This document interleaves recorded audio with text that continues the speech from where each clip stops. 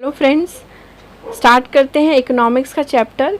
और रिक्वेस्ट करूँगी कि प्लीज़ चैनल पे अगर नए हैं तो सब्सक्राइब करें, अदरवाइज़ शेयर करें और लाइक ज़रूर करें। ठीक है, चलिए फिर हम आज इकोनॉमिक्स को डिस्कस करेंगे अच्छे से। इकोनॉमिक की मैं स्टार्टिंग ले रही हूँ। उससे पहले भी इकोनॉमिक के काफ़ी वीडियो बनाए हैं जो कि मनी के बारे में थे और डिफरेंट कॉन्सेप्ट ऑफ इकोनॉमिक्स। आज थोड़ा सा रिवीजन भी करा ले रही हूँ। अगर आपको इससे पहले वीडियो जो है जो डिफरेंट कॉन्सेप्ट ऑफ इकोनॉमिक था, इकोनॉमिक, वो आप देख सकते हैं। ठीक है, तो ये इसको करते हुए आपकी और क्लैरिटी आएगी और आपको ये भी पता चलेगा कि किस तरह से एमसीक्यूज आते हैं। ठीक है, चलिए फिर डिफरेंट कॉन्सेप्ट ऑफ इकोनॉमिक्स मैंने लिया है। अब देखिए इकोनॉमिक्स को किस किस कॉन्सेप्ट में समझा जा सकता है। इकोनॉमिक्स धन संबंधी विज्ञान है, बिल्कुल है। मानव कल्याण संबंधी विज्ञान है, बिल्कुल। और इसकी तीसरी जो कॉन्सेप्ट है वो है सीमित साधनों में असीमित आवश्यकताओं की पूर्ति। साधन कौन से होते हैं? जिनसे हमारी ज़रूरतें पूरी होती हैं। आवश्यकताएं जो हम डिमांड करते हैं। तो साधन तो सीमित है लेकिन आवश्यकता असीमित है। कैसे? देखिए, जो भी हमारी ज़रूरतें पूरी होती है, जैसे कपड़ा हो गया, ठीक है, और लोहा है और लकड़ी है और कॉटन है, अनाज है, ये सब सीमित मात्रा है इनके उत्पादन की भी और प्रकृति में पाए जाने की भी। लेकिन हम लोग इतने ज़्यादा नंबर में हैं और उनकी एक आदमी की एक नहीं, पता नहीं कितनी ज़रूरतें हैं। तो यानी आवश्यकताओं की कोई सीमा नहीं, साधनों की सीमा है। और इन सीमित साधनों में असीमित आवश्यकताओं की पूर्ति का सामंजस्य कैसे बिठाया जाए, कैसे ये बैलेंस लाया है, that is economics, that is economics, this is all economics about. ठीक है, अब इससे पहले जो वीडियो था उसमें मैंने ये भी डिस्कस किया था कि धन संबंधी विज्ञान है तो किसने कहा है इसको। तो मैं अभी छोटा सा एक रिवीजन दे देती हूँ आपको। धन संबंधी विज्ञान एडम स्मिथ ने कहा है। ठीक है, जिनको हम इकोनॉमिक्स का पिता भी कहते हैं, तो एडम स्मिथ ने कहा है धन संबंधी विज्ञान।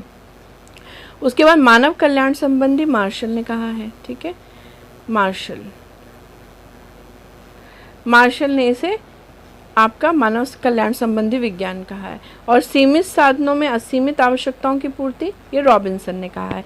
तो ये आप पहला वीडियो देखेंगे, आपको बहुत बेनिफिशियल रहेगा। अदरवाइज़ ये 3 डेफिनेशन है और ये तीनों ही मिला के आप इसको डिफ़ाइन कर सकते हो। और इससे हमें ये भी पता चल जाता है कि इकोनॉमिक्स में हम सीखते क्या, हम आवश्यकताओं, डिमांड को सीखते हैं, साधनों को कैसे मैनेज कैसे जाते हैं, मानव कल्याण कैसे किया जाए और धन को मैनेज कैसे किया जाए।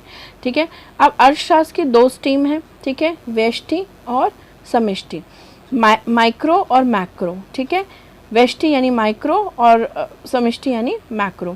अब समष्टि और व्यष्टि हैं क्या, ये हम आगे डिस्कस कर लेते हैं। आई होप क्लियरिटी हो रही होगी आप सबको। अभी जो है इकोनॉमिक्स में स्टार्टिंग में हम पहले व्यष्टि यानी माइक्रो इकोनॉमिक्स को डिस्कस करेंगे। तो पहले जान लेते हैं माइक्रो इकोनॉमिक्स क्या है। ये व्यक्तिगत स्तर पर बहुत छोटे समूह पर परिस्थितियों और समस्याओं को दर्शाता है। यानी छोटे स्तर पर, व्यक्तिगत स्तर पर समस्या को दर्शाना और उसका समाधान ढूंढना व्यष्टि यानी माइक्रो का पार्ट है। ठीक है, अब एक एग्जाम्पल ले लेते हैं इसको समझने के लिए। उपभोक्ता कौन होता है? कंज्यूमर। ठीक है, तो कंज्यूमर के अगर बिहेवियर को हम दिखा रहे हैं कि कैसे वो डिमांड कर रहा है, कीमत कम हो जा रही है, ज़्यादा डिमांड कर रहा है, कीमत ज़्यादा हो जा रही है, कम डिमांड कर रहा है। तो ये जो लॉ ऑफ डिमांड की बेसिकली मैं बात कर रही हूँ, आपने इकोनॉमिक्स में पढ़ा ही होगा लॉ ऑफ डिमांड क्या होता है। तो मांग का जो कीमत से संबंध है उसी को हम लॉ ऑफ डिमांड में दिखाते हैं। ठीक है, तो ये जो मांग का सिद्धांत है, या फिर आप एक फर्म का सप्लाई कैसे करती है, कितने रेट पर करती है, कैसे साधनों को कॉस्टिंग आती है, ये सब अगर आप देख रहे हैं, पूर्ति पक्ष को देख रहे हैं, सप्लाई को देख रहे हैं, it is also a part of micro economics. तो छोटे समूह के बारे में सारी चीज़ें डिटेल पता करना, समस्याओं पर विचार करना, हल ढूंढना, ये सब माइक्रो इकोनॉमिक्स का पार्ट है। ठीक है, और डिमांड का सिद्धांत यानी मांग का सिद्धांत और पूर्ति का सिद्धांत, these are also part of the माइक्रो इकोनॉमिक्स। ठीक है, आई होप क्लियरिटी आ रही होगी। अब यहाँ पर डिस्कस करेंगे हम यूटिलिटी। ठीक है, starting of the economy, utility को जानना ज़रूरी है।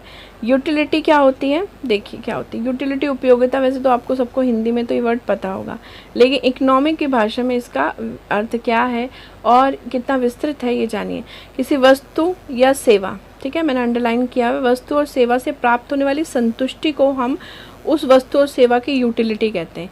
मतलब कि अगर कोई वस्तु आप इस्तेमाल करें और अगर आप किसी सेवा ले रहे हैं कोई चीज़, तो उससे आपको उपयोगिता जो प्राप्त हो रही है, जो आपको संतुष्टि प्राप्त हो रही है, यही आपकी उपयोगिता है। अगर किसी चीज़ से हमें बिल्कुल भी उपयोगिता प्राप्त नहीं होगी तो सोचिए हम उसे यूज़ ही करेंगे, क्यों करेंगे, है ना। तो बेसिकली यहाँ से हम एक डायरेक्शन और देख सकते हैं कि if you are demanding something, अगर आप किसी चीज़ की डिमांड कर रहे हो तो किस लिए कर रहे हो, बिकॉज आपको कुछ उपयोगिता मिलेगी, उससे कुछ संतुष्टि मिलेगी, तभी तो आप पे करोगे। अदरवाइज जिस चीज़ से आपको कोई सेटिस्फैक्शन है, why you will pay for that. हाँ, चलिए फिर आगे बात करते हैं। It is a satisfaction, utility is also is a satisfaction, ठीक है, after consuming the goods and service. जब वस्तुओं सेवाओं का उपयोग कर लेते हैं उसके बाद जो सेटिस्फैक्शन है दैट इज़ द यूटिलिटी, ठीक है। मैंने थोड़ा इंग्लिश हिंदी दोनों में ले लिया ताकि सभी को अच्छे समझ में आ जाए। अब ये जो कैरेक्टरिस्टिक्स हैं यूटिलिटी के, इससे आपको यूटिलिटी के बारे में और जानने को मिलता है। देखिए, ये एक आवश्यकता को पूरा करती है, मतलब कोई आवश्यकता उसे पूरी हुई तो आपको यूटिलिटी मिल गई।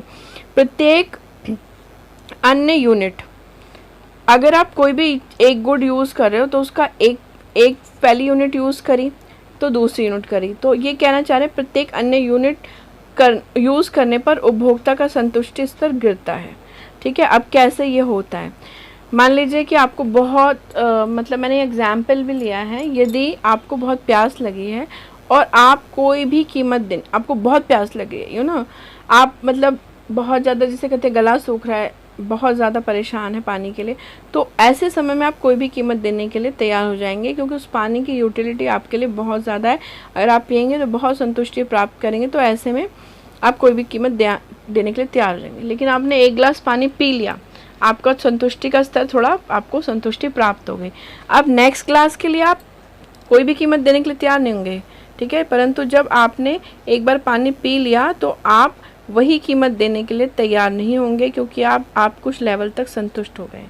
तो यानी कि जब आप चीज़ें यूज़ करते हो उससे संतुष्टि प्राप्त होती है, मगर आपने एक यूज़ करी, आपको बहुत संतुष्टि प्राप्त करी, उसी का नेक्स्ट यूनिट आप सेम वही चीज़ का नेक्स्ट यूनिट यूज़ करेंगे, आपका संतुष्टि कम प्राप्त होगी। और इस तरह से, और मान लीजिए आपने एक संतरा खाते हैं, ठीक है, तो आपको बहुत अच्छा लगा, अब दूसरे संतरे पर वो अच्छा नहीं हो, क्योंकि पहली बार में जो संतुष्टि प्राप्त होती है वो दूसरी बार में नहीं प्राप्त होती। तीसरी में आपको संतुष्टि का स्तर और गिर जाएगा, क्योंकि आप कुछ थोड़ी बहुत संतुष्ट पहले से ही हो चुके हैं, ठीक है। तो इससे आपको पता चलता है कि आप किस चीज़ से सेटिस्फाइड हो रहे हो। आप उसकी ज़्यादा यूनिट यूज़ कर रहे हो तो आप ज़्यादा सेटिस्फाइड होते जा रहे हो, और पर्टिकुलर यूनिट जैसे जैसे आप बढ़ा रहे हो तो उस पर्टिकुलर यूनिट का संतुष्टि स्तर गिरता ही है, ठीक है। और इसको हम डिमिनिशिंग मार्जिनल यूटिलिटी कहते हैं। क्या कहते हैं? डिमिनिशिंग, ठीक है, डिमिनिशिंग मार्जिनल यूटिलिटी कहते हैं, ठीक है। तो अब आपने सीख ली concept of economic, micro macro क्या होता है, और यूटिलिटी जो कि बहुत इंपॉर्टेंट पार्ट है कंज्यूमर बिहेवियर का। आई होप सबको क्लियर हो गया होगा।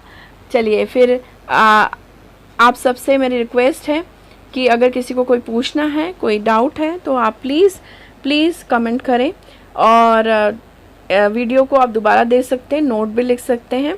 और thanks for watching the video. Have a nice day. Please like, share and subscribe also.